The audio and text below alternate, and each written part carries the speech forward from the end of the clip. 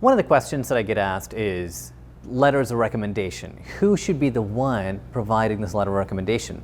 For bachelor students, you don't really have a lot of work experience. So what you have to do is find strong advocates for you from academia.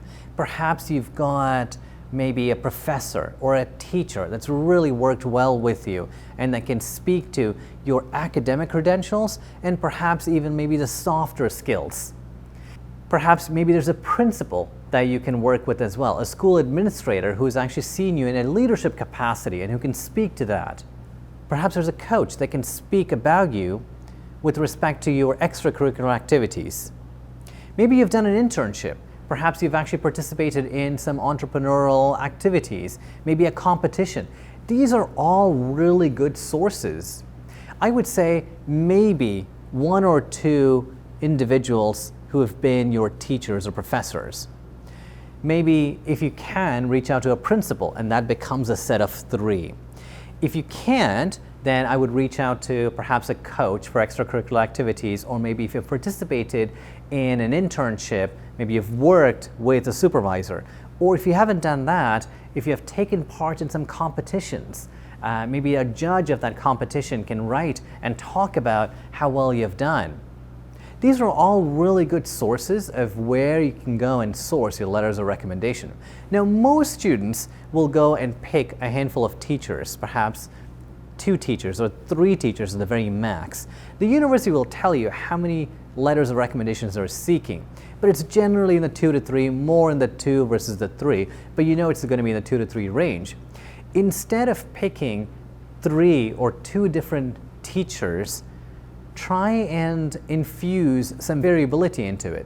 So a teacher and a principal is great, 2 teachers and maybe a supervisor if you've done an internship, or 2 teachers and a coach, or a teacher, coach, and perhaps a judge from a competition. They're all really good ideas. You generally don't want to provide a letter of recommendation from a relative. You want this to be from an unbiased external party who has had the experience of working with you in some capacity as a teacher, as an instructor, as a coach, as a supervisor, or as a judge.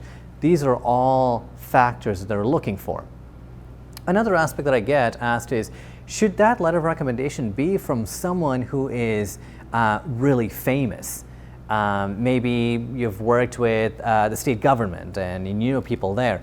It's not as important that the person has to be famous, because more than likely the designation of that individual will be lost upon the people reading it. But what you need to do is ensure that the letter of recommendation has a lot of depth to it.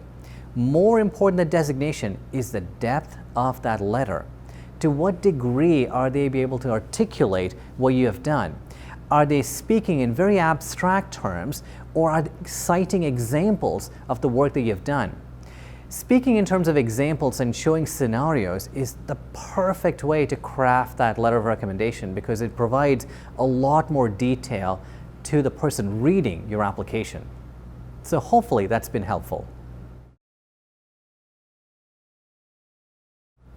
Hi, my name is Patrick Carriel. For more questions like this, or to discuss your particular case, come find me on AmericanColleges.com.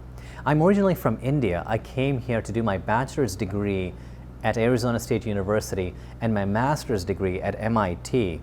I was also the former vice president at the U.S. News Global Education, which is part of USNews.com, the premier source of U.S. university rankings. And in all those years, I've worked with over a dozen U.S. universities on their admission side, and also counseled thousands of students from India and around the world on their educational pursuits. Whether you have a question about what subject area to focus on, which universities to apply to, what kind of scholarships or job opportunities you might have on campus, what are your opportunities like going to be in OPT period, or perhaps during your H-1B visa sponsorship period, I'm here to help if you need it.